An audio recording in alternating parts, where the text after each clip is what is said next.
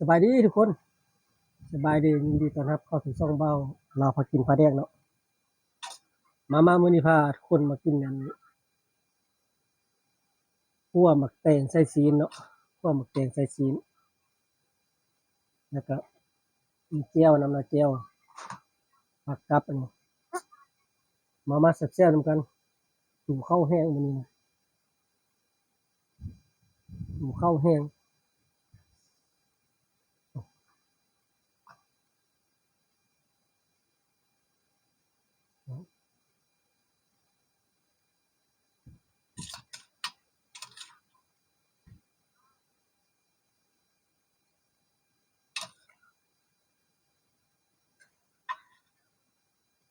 คั่วใส่ซีนหมูเนาะ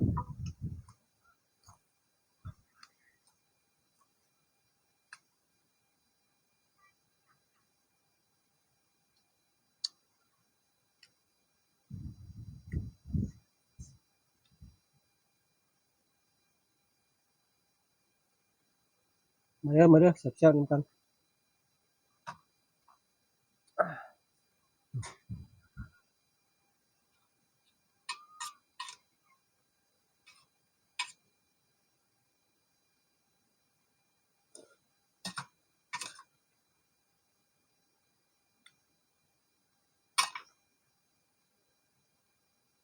หิวข้าวแห้งถึงสั้นเนาะ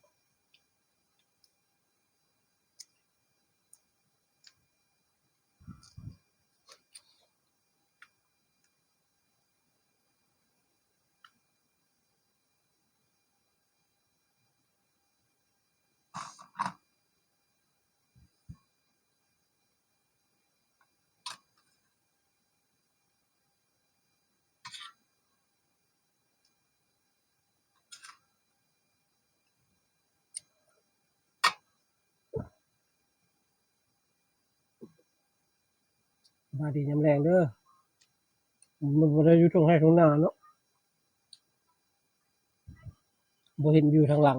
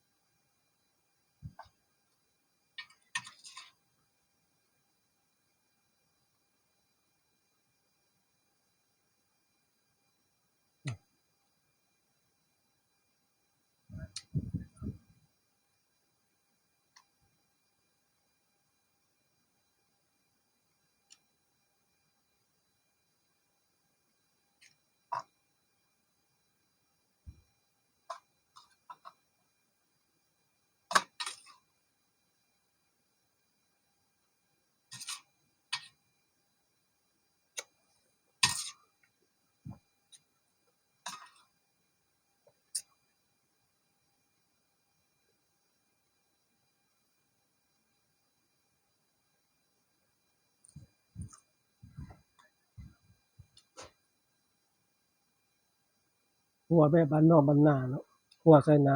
ำคั่วใส่น้ำท่าบ่ได้ใส่น้ำมันหมูเนาะ เครื่องก็บ่ได้ใส่หลายมันบ่มี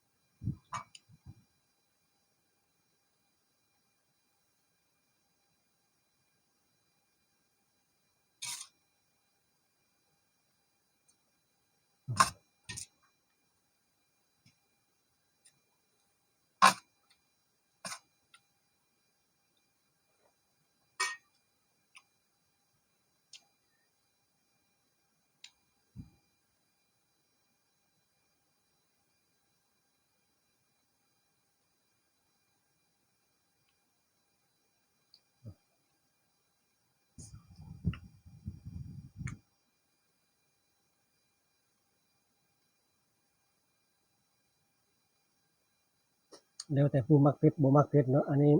บ่ได้ใส่เผ็ดหลายเนาะเพราะว่าตำเจียวแหละตำบ่ตำเจียวก็สิใส่เผ็ดหลายๆนิดนึงเนาะ